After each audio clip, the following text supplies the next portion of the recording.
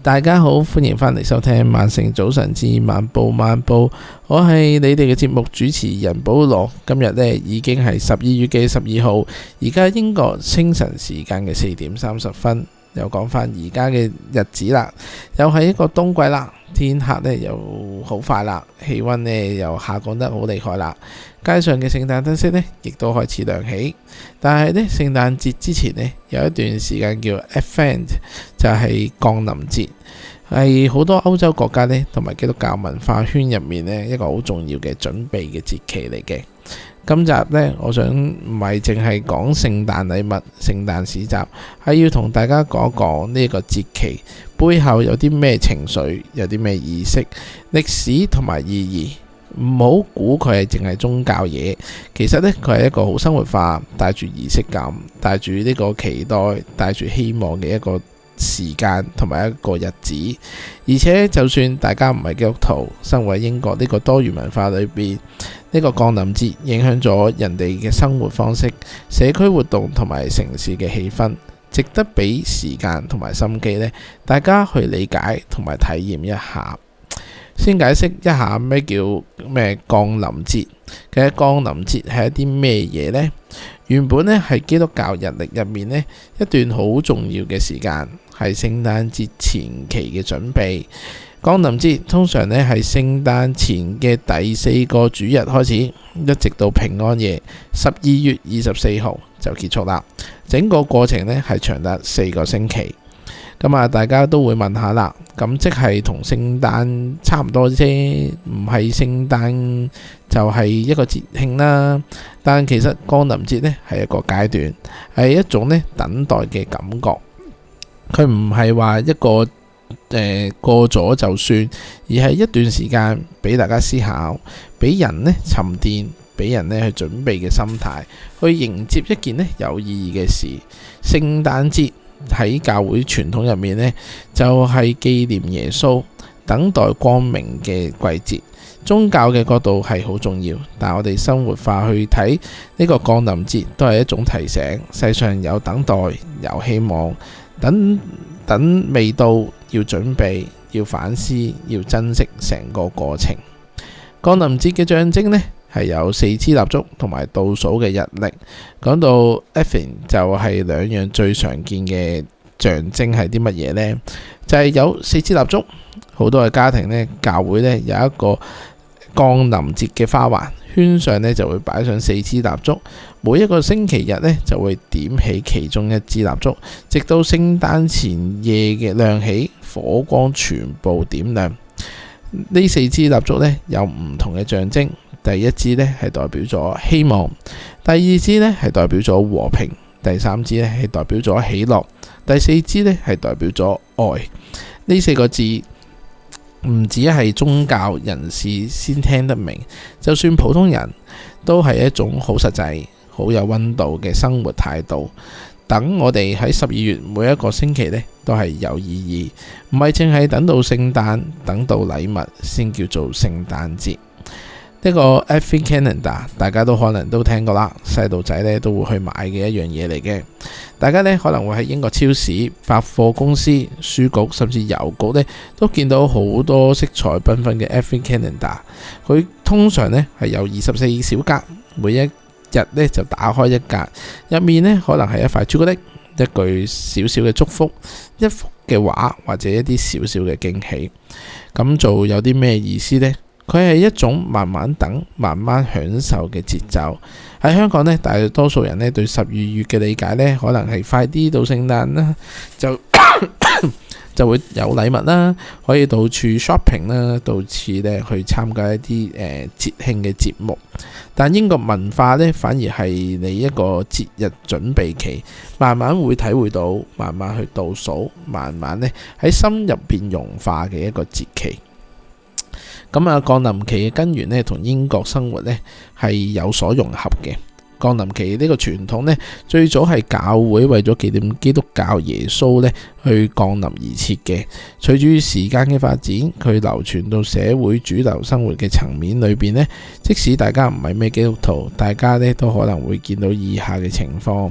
咁啊，商場啦，同埋城市嘅裝飾啦，咁啊好多零售區，特別係11月啦、12月開始嘅時候呢，就會佈置燈飾、聖誕樹、倒數呢個裝置啦。其實呢係同呢個 Advent 呢個氣氛呢係互相呼應嘅。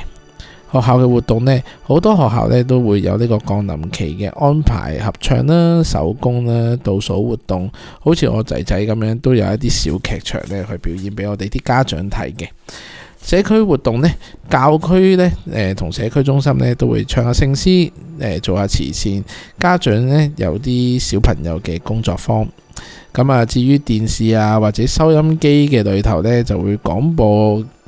同埋傳媒呢都會報導呢個Advent Calendar 啦、聖誕節嘅準備心態啦，所以大家都會見到呢個降臨期唔止係教會嘅活動，佢仲係走入咗英國城市文化，變成一種呢冬季嘅儀式感嘅一部分。咁啊，降臨期係唔係只係宗教嘅活動呢？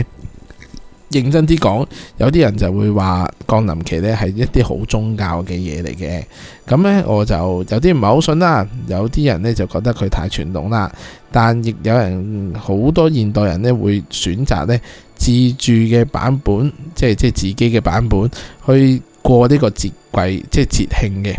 咁啊，舉個例啦，有啲家庭呢就可能會讀下聖經啊，但喺12月開始呢，每個星期呢做一次家庭嘅晚餐聚會啦，分享一個好消息啦，交換彼此要感恩嘅事情。有啲人呢就會做一個呢希望嘅日誌，每日寫一件呢自己希望未來有一件事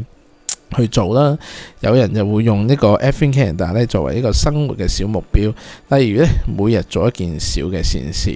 咁樣呢，喺呢個降臨期呢，就變成一個增強社交啦、維繫感情啦、反思生活嘅練習嘅一個好方法。咁我自己呢，都會寫低可能想萬城早晨未來呢會有啲咩事情發生啦，亦都想做到啲咩節目啦，亦都想希望自己喺節目裏邊呢有啲進步啦，無論係講嘢方面或者係製作方面啦，希望呢可以即係慢慢呢去進步，俾到唔同嘅人去聽咁樣樣。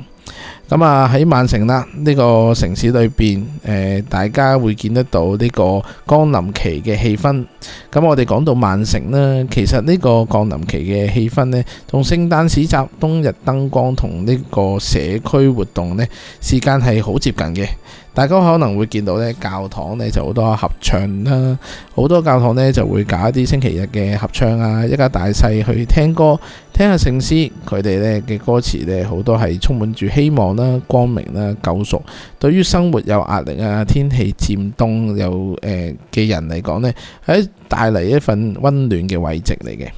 咁啊，另外就有呢個燭光嘅禮拜啦。咁啊，呢個部分呢，活動會舉辦燭光禮拜呢，大家可以拎住個蠟燭，聽呢個牧師啊或者呢啲神父去講故事啦，祈福，互相呢送上祝福，過程呢係安靜又溫暖嘅。咁啊，另外就係聖誕市集啦，同呢個降臨期嘅交錯。大家喺降臨期間呢，行聖誕市集呢，買手作啊、飲品啊、嗰啲熱嘅紅酒啊，聽一啲 live band 嘅聖詩啊，或者嘅詩歌或者聖誕歌啦。其實就係一個用生活方式去度過呢個降臨期，慢慢等待聖誕，而唔係急急腳衝去聖誕前嘅一日。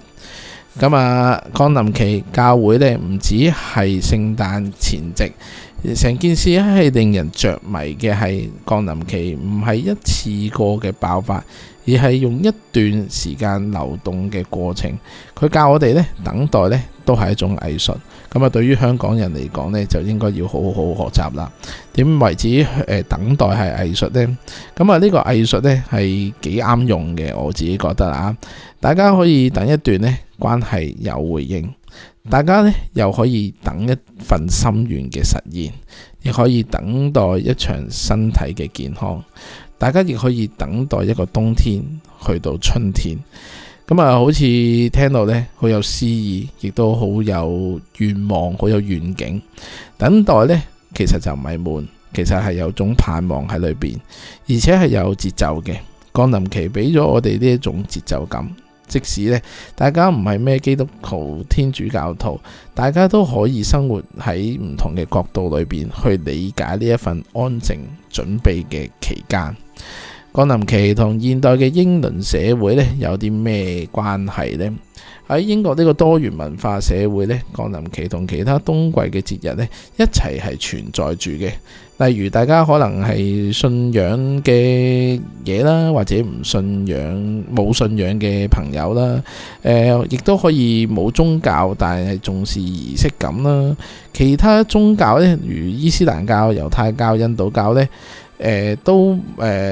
可能都會有所分別啦。咁啊，降臨期成為咗一個共融嘅平台，大家可以用呢個節期去反思、放慢同身邊人多啲對話、多啲分享。唔單止係講宗教，而係講人與人之間嘅聯繫啦。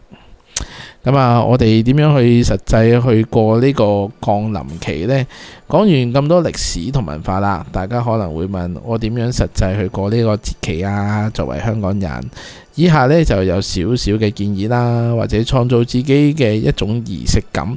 唔一定呢要跟教會嗰套嘅，可以用自己嘅方法去喺呢個節期裏邊呢，即係可能呢4個星期裏邊呢，做一啲感恩嘅日記啊，煮一餐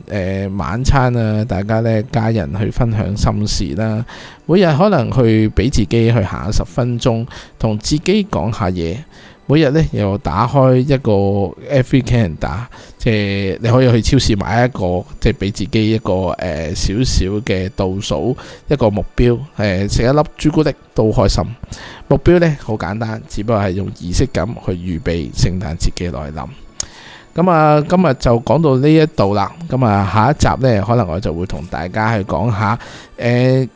用光去表達希望同自由嘅之一，就係猶太嘅光明節。光明節呢有8日嘅燭光儀式、傳統食物、家庭聚會、旋轉陀螺遊戲，同佢呢個降臨期呢係有少少相類似，但背後嘅文化根基、故事呢嘅象徵呢就完全不同。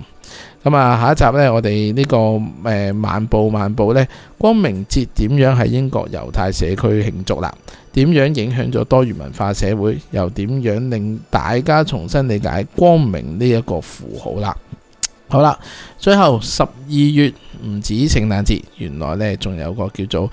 降臨期嘅準備嘅節期，喺一份靜默、反思、期待、分享同希望嘅時間呢，無論你信唔信宗教，都值得喺冬季嘅入邊呢，俾自己一段時間去等下，去準備下，去感受下。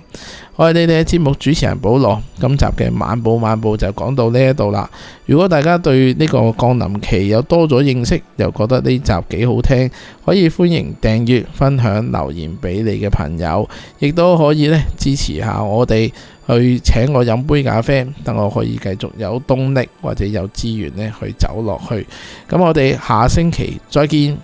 拜拜。